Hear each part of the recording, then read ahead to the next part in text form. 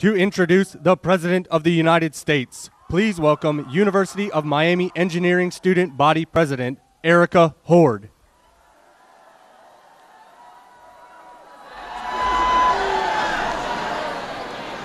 All right, good afternoon, everyone. I'm glad you're all here with us today. I'd like to welcome you to the University of Miami. My name is Erica Horde, and I'm from Kissimmee, Florida. Yeah. As a biomedical engineering major, I am at the University of Miami on the leading edge of finding new discoveries that will transform health and well-being around the world. In fact, UM's College of Engineering is helping to expand new knowledge and its applications in a wide variety of industries, including the energy sector. I'm proud to be a part of this young generation of engineers and students right here on campus that is leading the way to build a brighter future for energy in our country. We are honored that President Obama came down here to the University of Miami to talk about the importance of American energy, and he picked a good week to do it. This is National Engineers Week, or E-Week as we like to call it. In fact, the college is hosting some 200 high school girls today as part of National Introduce a Girl to Engineering Day. So, Mr. President, thank you for putting Engineers Week on the map. And although I would like to have personally introduced your two daughters, Sasha and Malia, to engineering, I have sent them E-Week t-shirts instead. And now, on behalf of the University of Miami, students, faculty, and staff, please welcome the President of the United States, Barack Obama.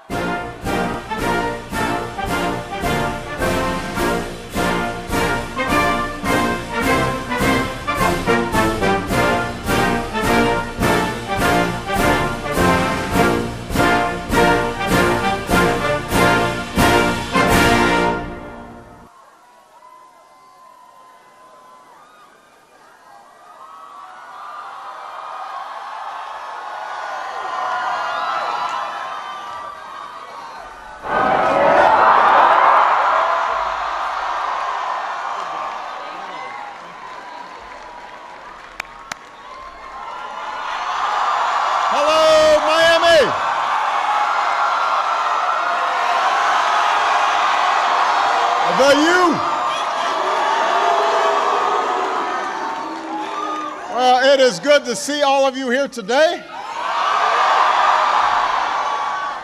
I want to thank Erica for that outstanding introduction. She said her parents were tweeting. We're so proud of you, Erica.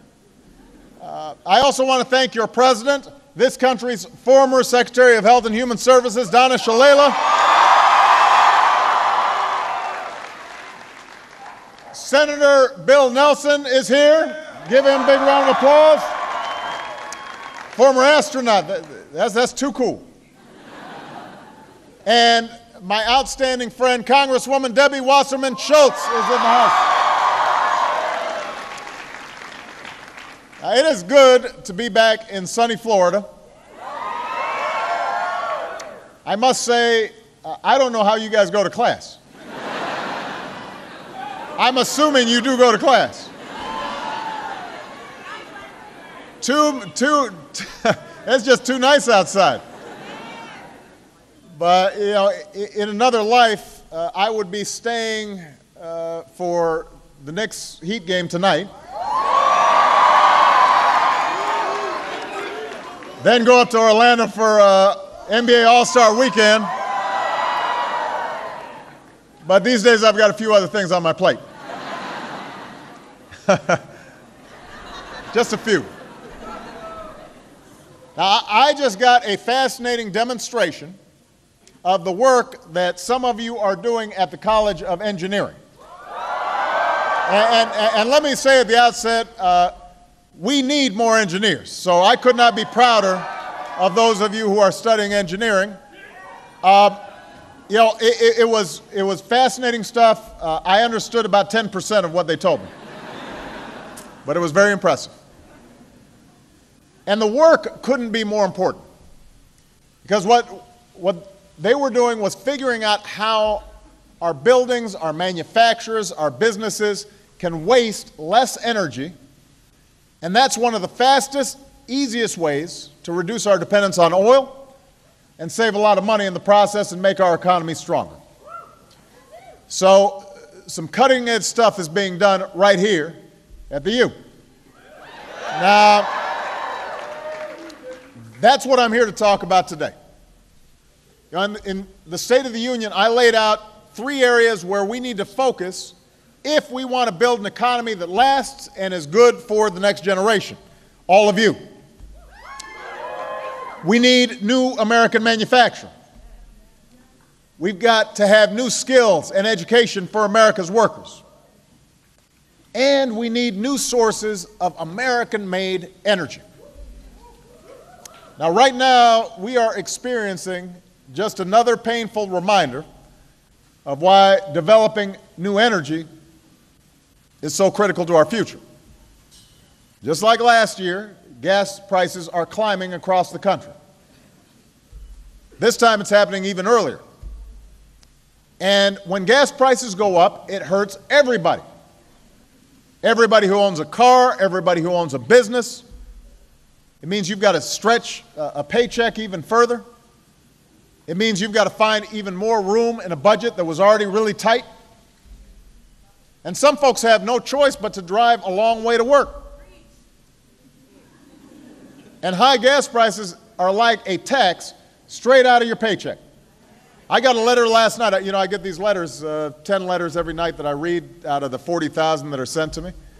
And at least 2 of them said, you know, I'm not sure I'm going to be able to keep my job if gas prices keep on going up so high because it's just hard to manage the budget and fill up the tank. A lot of folks are going through tough times as a consequence. Now, some politicians, they see this as a political opportunity. I know you're shocked by that. Last week, the lead story in one newspaper said, gasoline prices are on the rise and Republicans are licking their chops.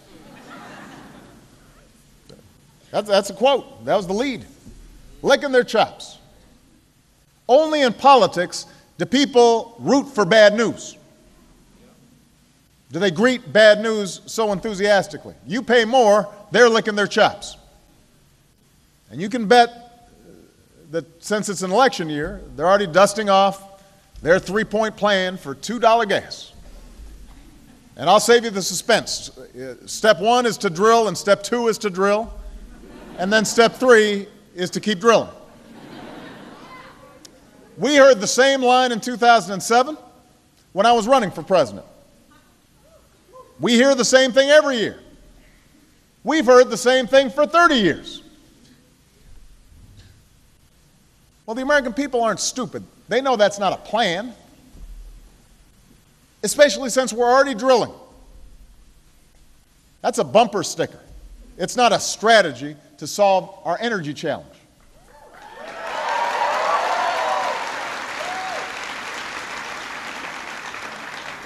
That's a strategy to get politicians through an election.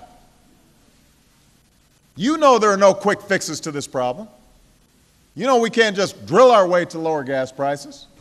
If we're going to take control of our energy future and can start avoiding these annual gas price spikes that happen every year when the economy starts getting better, world demand starts increasing, turmoil in the Middle East or some other parts of the world, if we're going to avoid being at the mercy of these world events, we've got to have a sustained, all-of-the-above strategy that develops every available source of American energy. Yes, oil and gas, but also wind and solar and nuclear and biofuels and more. We need to keep developing the technology that allows us to use less oil in our cars and trucks, less energy for our buildings and our plants and our factories. That's the strategy we're pursuing, and that's the only real solution to this challenge. Now, it starts with the need for safe, responsible oil production here in America. We're not going to transition out of oil anytime soon. And that's why under my administration, America is producing more oil today than at any time in the last 8 years. That's why we have a record number of oil rigs operating right now, more working oil and gas rigs than the rest of the world combined. Over the last 3 years, my administration has approved dozens of new pipelines, including from Canada. And we've opened millions of acres for oil and gas exploration. All told, we plan to make available more than 75% of our potential offshore oil and gas resources, from Alaska to the Gulf of Mexico. Last week, we announced the next steps towards further energy exploration in the Arctic. Earlier this week, we joined Mexico in an agreement that will make more than 1.5 million acres in the Gulf available for exploration and production, which contains an estimated 172 million barrels of oil and 304 billion cubic feet of natural gas. So we're focused on production. That's not the issue. And we'll keep on producing more homegrown energy. But here's the thing, it's not enough. The amount of oil that we drill at home doesn't set the price of gas by itself. The oil market is global. Oil is bought and sold in a world market. And just like last year, the single biggest thing that's causing the price of oil to spike right now is instability in the Middle East. This time around Iran. When uncertainty increases, speculative trading on Wall Street increases, and that drives prices up even more. So those are the biggest short-term factors at work here. Over the long term, the biggest reason oil prices will probably keep going up is growing demand in countries like China and India and Brazil. I want you to all think about this. In 5 years, the number of cars on the road in China more than tripled, just in the last 5 years. Nearly 10 million cars were added in China in 2010 alone. 10 million cars in 1 year, in one country. Think about how much oil that requires. And as folks in China and India and Brazil, they aspire to buy a car just like Americans do, those numbers are only going to get bigger. So what does that mean for us? It means that anybody who tells you that we can drill our way out of this problem doesn't know what they're talking about or just isn't telling you the truth.